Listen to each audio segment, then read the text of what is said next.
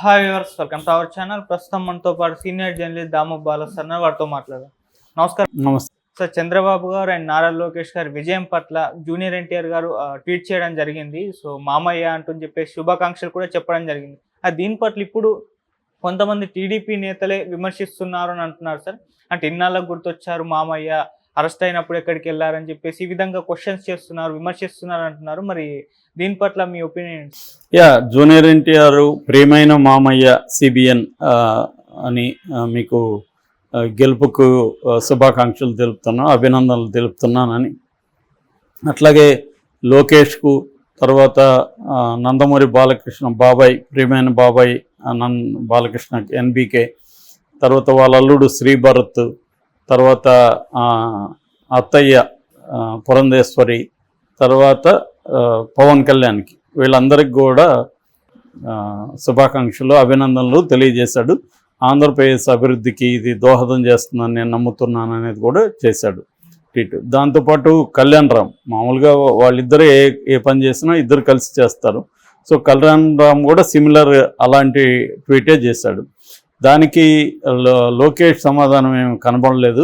పవన్ కళ్యాణ్ ఇచ్చాడో లేదో కూడా తెలియదు, కానీ చంద్రబాబు మాత్రం రిప్లై ఇచ్చాడు, థ్యాంక్ యూ అమ్మా అని ఇచ్చాడు. సో ఇప్పుడు దీని పట్ల వైరల్ అవుతుంది. ఎందుకు అంటే ఈ ఇప్పుడు బుద్ధి వచ్చింది, ఇన్ని రోజులు ఏమైంది, అరెస్ట్ అప్పుడు కనీసం ఒక మామూలుగా అయితే ఇతను పరామర్శించాలి, అది కూడా లేదు. కనీసం ఖండించాడా అంటే అది కూడా లేదు. కనీసం పోనీ సానుభూతి, నేను బాధపడుతున్నాను అన్నాడా, అది కూడా లేదు. అప్పుడు ఆ తర్వాత మొన్న ఎలక్షన్ల టైంలో అయినా కనీసం బెస్ట్ విషెస్ చెప్పాడా, అది కూడా లేదు. సో మాట్లాడితే మా తాత అంటాడు. వీళ్ళ తాత ప్రారంభించిన తెలుగుదేశమే కదా ఇది. సో అంటే ఇతనికి పదవి లేకపోతే ఏదైనా ఇస్తేనే సపోర్ట్ చేస్తాడా అనేది పెద్ద ఎత్తున చేశారు. అట్లాగే వైసీపీ వాళ్ళు ఇతను ఉపయోగించుకొని కటౌట్లు, ఫ్లెక్సీలు ఇవన్నీ పెడుతుంటే కూడా ఎక్కడ ఖండించడం కానీ, అవి నా అభిమానులు చేయలేదని కానీ, నా అభిమానులు చేయొద్దని కానీ చెప్పాలి కదా. రాజకీయాల్లో లేనప్పుడు లేనట్టే ఉండాలి. వైసీపీ వాళ్ళు ఉపయోగించుకుంటే మాత్రం సైలెంట్గా ఉన్నాడు. దానివల్ల తెలుగుదేశానికి డ్యామేజ్ అని తెలిసినా కూడా సైలెంట్గా ఉన్నాడు. సో ఇవన్నీ ఏంటంటే అతను వైసీపీ మళ్ళీ అధికారంలోకి వస్తుంది, మనం వీళ్ళనేందుకు కేర్ చేసేది అన్నట్టుగా ఉన్నాడు. ఇప్పుడు వైసీపీ నేలమట్టం అయిపోయేసరికి అతనికి కూడా భయం స్టార్ట్ అయింది. తన కెరీర్ని ఎక్కడ ఇబ్బంది పెడతారో, రేపొద్దున తన సినిమాలకి ఎక్కడ వీళ్ళు ఆంధ్రప్రదేశ్లో ఇబ్బంది పెడతారో అన్న ఒక భయంతో ఇచ్చింది తప్ప ఇది ప్రేమతో ఇచ్చింది కాదు అనేది వాళ్ళు మాట్లాడుతాం. అందులో కొంత వాస్తవం అయితే ఉంది వాళ్ళ విమర్శలో. ఎందుకంటే వాళ్ళు చెప్పినట్టుగా చంద్రబాబు అరెస్ట్ అయినప్పుడు జూనియర్ ఎన్టీఆర్ స్పందించలేదు.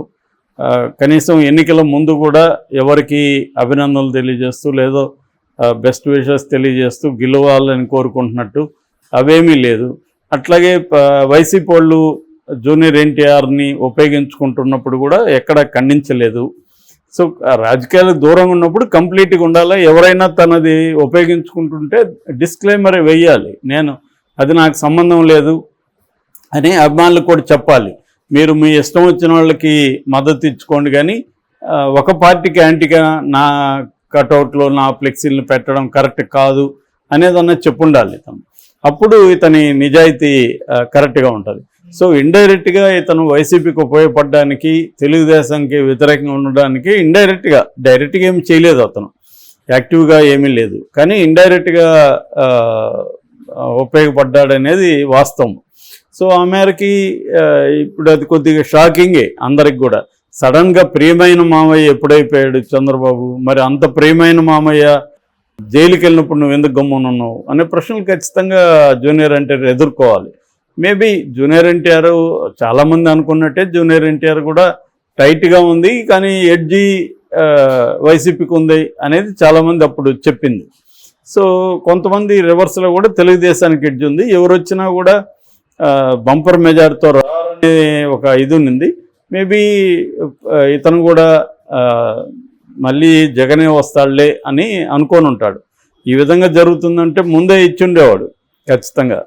సో ఇప్పుడు అతనికి ఖచ్చితంగా భయం స్టార్ట్ అవుతుంది. ఎందుకంటే తను రాజకీయాల్లోకి ఇప్పుడిప్పుడే వెళ్ళాలని తనకైతే లేదు, కానీ తను సినిమా కెరీర్కి కూడా దెబ్బ పడే అవకాశం ఉంది కదా ఇప్పుడు.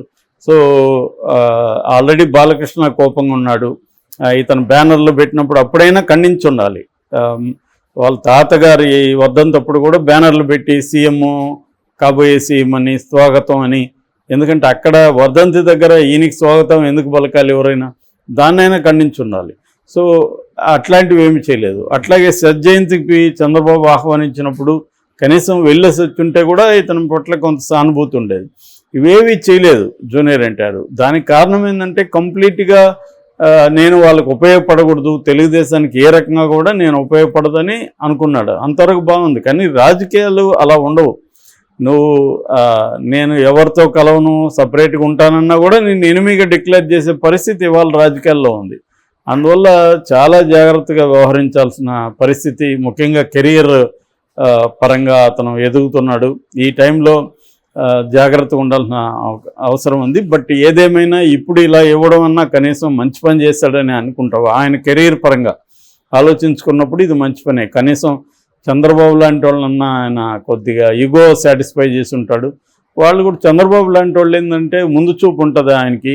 రేపు పొద్దున జూనియర్ ఎన్టీఆర్ పవన్ కళ్యాణ్ ఇదే స్నేహం ఎలకాలం ఉంటుందని గ్యారంటీ లేదు కదా. జూనియర్ ఎన్టీఆర్ అవసరం ఏర్పడవచ్చు. రేపు పొద్దున చంద్రబాబు తర్వాత లోకేష్ పవన్ కళ్యాణ్ మధ్య స్పర్ధలు రావని గ్యారంటీ ఏముంది? వాళ్ళిద్దరి మధ్య స్పర్ధలు రావచ్చు. అటువంటి టైంలో మళ్ళీ